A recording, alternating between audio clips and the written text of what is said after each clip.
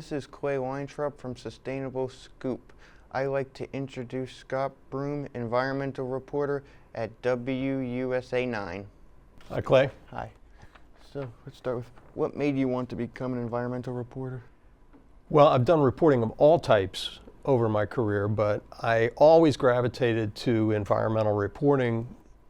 It was really a personal thing. I mean, I have always loved the outdoors, outdoor sports, paddling, skiing, and biking, and I think a lot of people like me gravitate to concern about environmental issues because the environment is so important to us personally, but it's a whole lot bigger, obviously, than just somebody's recreational interests.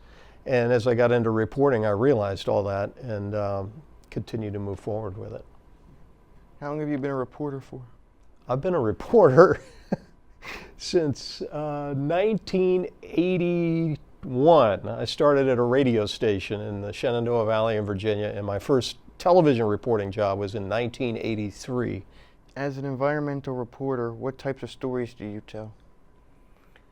Well, listen, the environment covers all kinds of things. It covers everything from human health. It covers things like infrastructure, stormwater systems and how roads are built. In Alexandria the other day, it covers issues of weather. We had a storm come through with storm surge, and it flooded streets. So the number of subjects you get, environment touches so many subjects. I mean, it even touches politics and crime. Sometimes somebody commits an environmental crime, like, for instance, something simple in our communities, illegal dumping. So you end up doing essentially a police story. Well, the most serious environmental story I covered was the aftermath of Hurricane Katrina down in New Orleans. That's a climate environment story. So environment is just a really, really broad subject, and it touches everyone. What are some of your favorite environmental stories that you have covered during your time as a reporter? The best environmental stories are the ones that hinge on characters and people. Just a few weeks ago, a friend of mine said, "Hey, I saw on Facebook these ladies in North Beach, Maryland, rescue horseshoe crabs every day out from underneath the boardwalk.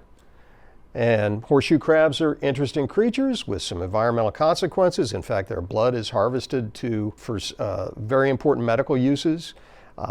And they're harvested by fishermen for bait, all kinds of things that horseshoe crabs are involved in. They tell us a lot about the environment we live in because of the way they spawn, and perhaps climate change might affect them. So it's a big scientific issue, but the story was told through the eyes of these mostly retired ladies who rescued horseshoe crabs each and every day.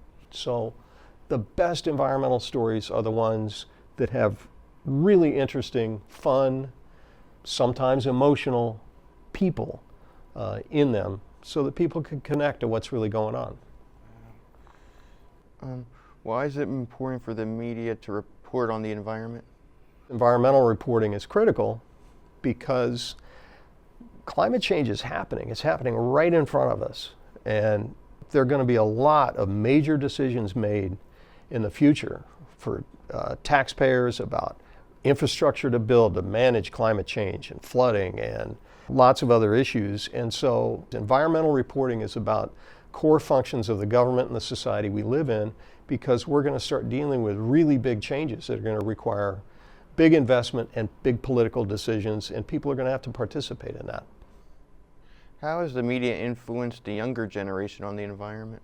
They consume our media, but typically a younger person is going to consume our media secondarily through social. Somebody's going to see one of our reports, want to share it, and that's how it's going to get to a younger viewer, as opposed to perhaps a traditional broadcast, which maybe older people watch. Young people are influencing us in the way that we produce media, so that we produce content that they want to consume. And hopefully, when they're getting our content, it just informs them so that they can carry the ball in the next generation on making some of these big decisions that are going to be made with climate and environment in coming years. How can youth take part in in the media on subjects like the environment and democracy, and why is it important? Well, I call it citizen journalism. A lot of journalists call it citizen journalism, and this is your number one citizen journalism tool. People of all types, younger people, older people, anybody who's got one of these, who documents things that concern them, they can have a very significant effect.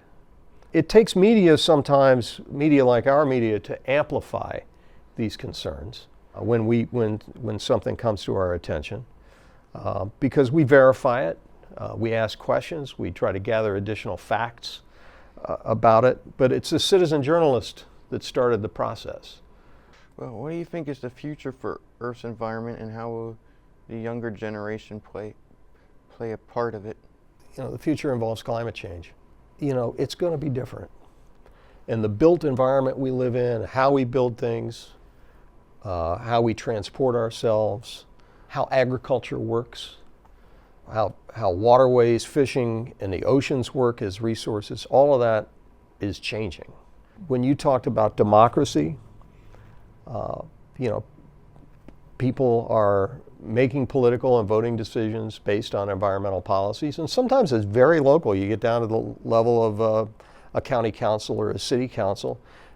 People are making decisions based on preservation of parks, too much development in my community, fixing transportation issues. I mean, those are their own issues, but they all fall under the umbrella of environment. And these are issues people vote on. So democracy and environment is really, really important, not to mention energy policy, which is a huge national issue that really divides people, you know. The old carbon economy and burning lots of gasoline and coal versus the development of a new energy economy, and that's become very political. So democracy plays a big part in the environment. AI is a topic that seems to be touching every industry, including reporting. It is, but I don't use AI particularly, with the exception of transcribing interviews. I'm very well aware now that when I do a web search on a particular subject, I now get an AI summary from Google, but I'm not using the app itself, and you know, AI is just everywhere. I'm concerned about it. I'm an older generation journalist, and I'm really concerned. Remember when I talked about citizen journalism? Yeah. Well, there's an opportunity using AI for people to manipulate the content that they create for us, not for us, for society. And it's just one challenge after another that comes with AI. In our industry, we very much have our guard up about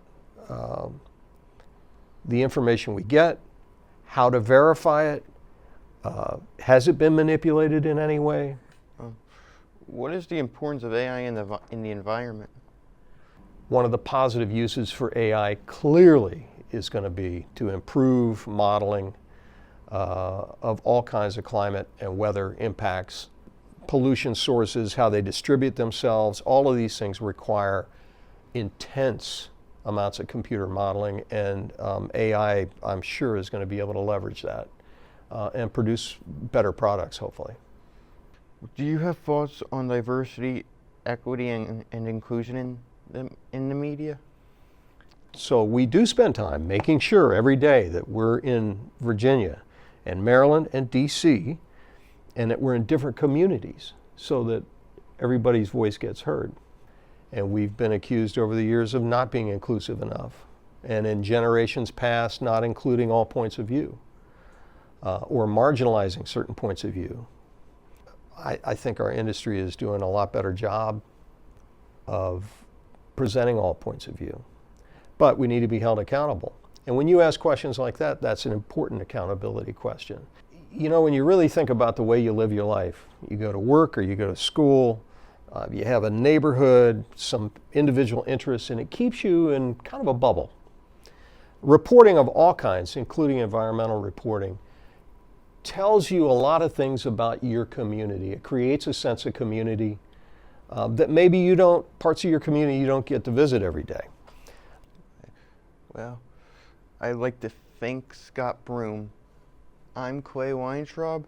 This is Sustainable Scoop. Thanks, Clay. Thank you. All right.